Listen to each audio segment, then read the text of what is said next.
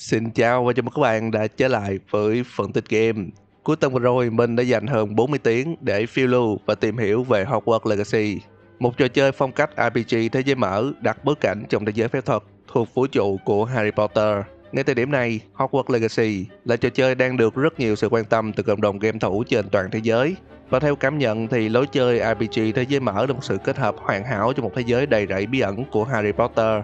Những sản phẩm trò chơi mang thương hiệu Harry Potter ngày trước đều mắc phải một sai lầm ở chỗ chúng đều là game mang cốt truyện tuyến tính và diễn biến của trò chơi lại không khác gì phim. Nhưng với lối chơi RPG thế giới mở cùng một câu chuyện hoàn toàn mới thì game thủ sẽ là người tự quyết định cuộc phiêu lưu của mình và khám phá được vô số điều thú vị như làng Hogsmeade, rừng cấm và kể cả nhà tù Azkaban.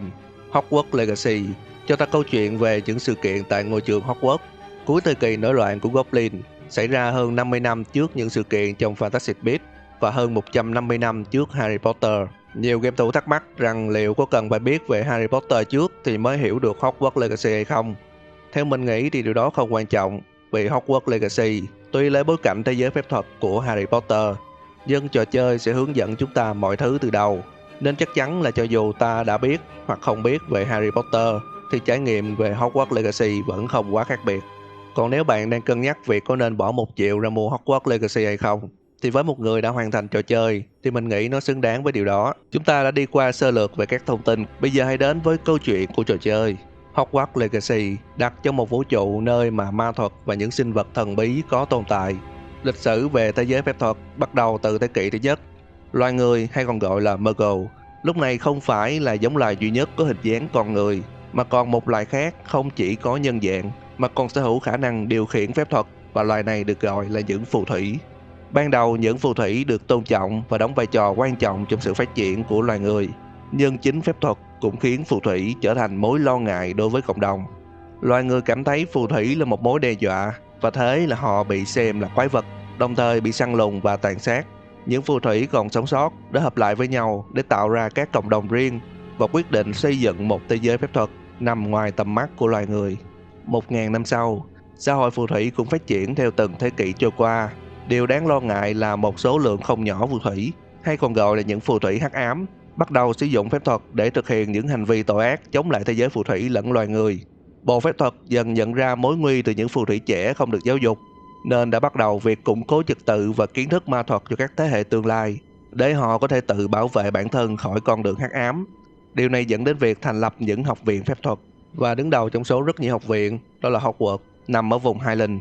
Đây là học viện phép thuật tốt nhất được tạo ra bởi 4 nhà sáng lập là Godric Gryffindor, Helga Hufflepuff, Rowena Ravenclaw và Salazar Slytherin. Họ đã đào tạo rất nhiều phù thủy nổi tiếng, mà dễ nhận biết nhất đó là Merlin, pháp sư vĩ đại của truyền thuyết Arthurian. Theo thời gian, mâu thuẫn bắt đầu xuất hiện giữa Slytherin và Gryffindor. Slytherin cho rằng Hogwarts chỉ nên mở cửa cho những phù thủy thuần chủng, tức là những người được sinh ra bởi bố mẹ đều là phù thủy, và phù thủy thì nên được học tất cả mọi loại phép thuật, kể cả phép thuật hắc ám, để có thể tự bảo vệ bản thân. Nhưng Gryffindor lại phản bác rằng học viện phép thuật nên mở cửa cho tất cả mọi phù thủy, bao gồm cả những phù thủy con lai, tức là những người sinh ra bởi một phù thủy và một con người, và phép thuật hắc ám cần bị cấm vì chúng quá nguy hiểm đối với học sinh.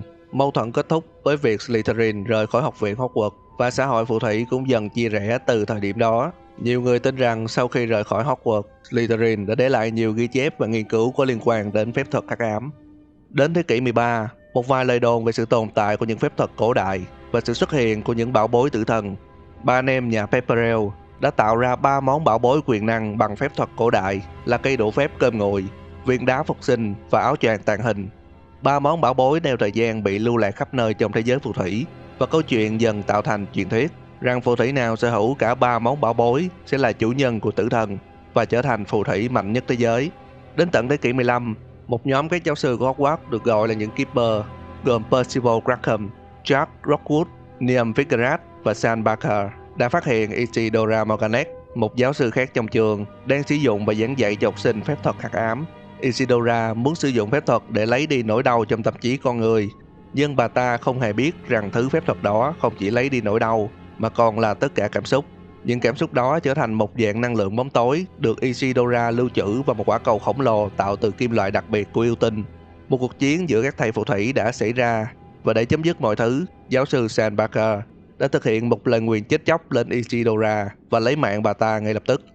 4 giáo sư đã phỏng vấn quả cầu chứa năng lượng bóng tối bên dưới Hogwarts và tạo ra các thử thách để canh giữ nó, đồng thời phù phép khóa cản lên một chiếc chìa khóa đặt bên dưới lâu đài của dòng họ Rockwood và phong ấn nó trong chiếc hộp chỉ có thể mở khi được cầm trên tay của người có khả năng sử dụng phép thuật cổ đại. Nếu bạn không biết khóa cản là gì, thì khi ai đó chạm vào một món đồ được phù phép khóa cản, người đó sẽ được dịch chuyển đến nơi mà người phù phép muốn. Những giáo sư hy vọng rằng một ngày nào đó, một phù thủy với đủ khả năng sẽ đi theo sự chỉ dẫn từ chiếc chìa khóa để hoàn thành các thử thách và kế thừa di sản của họ. Đến cuối thế kỷ thứ 19, giáo sư Miriam Fisk bắt đầu thực hiện nghiên cứu của mình về dấu vết của phép thuật cổ đại. Miriam đã tìm ra chiếc hộp mà các Keeper cất giữ bên dưới lâu đài Rookwood, nhưng ngay thời điểm đó, Ranrock, một thủ lĩnh yêu tinh cầm đầu chiến dịch nổi loạn của Goblin, cũng đang săn lùng chiếc hộp vì muốn sở hữu sức mạnh bóng tối. Việc đó khiến giáo sư Miriam bị giết không lâu trước khi các sự kiện trong Hogwarts Legacy xảy ra. Chồng của Miriam, giáo sư Elijah Fisk, đã tình cờ gặp được nhân vật chính, một phù thủy trẻ tuổi vô tình biết được bản thân có thể kiểm soát phép thuật cổ đại, đồng thời rơi vào vòng xoáy trong cuộc chiến giành quyền kiểm soát năng lượng bóng tối với một liên minh hắc ám gồm Ranrock và Victor Rookwood, hậu duệ của một Keeper, đồng thời là phù thủy hắc ám cầm đầu băng đảng ngoài vòng pháp luật. Trong suốt quá trình học tại Hogwarts, ta sẽ biết được hiệu trưởng của trường là Phineas Black và hiệu phó tên là Matilda Weasley. Và nếu bạn đã xem Harry Potter, bạn sẽ biết họ là thành viên của những gia tộc rất đặc biệt. Và trong những học sinh mà ta gặp tại Hogwarts, sẽ có một người tên là Sebastian Sallow, và chủ nhiệm vụ của nhân vật này sẽ giúp ta mở khóa 3 lời nguyền bất dung thứ. Sebastian là một phù thủy thuộc nhà Slytherin.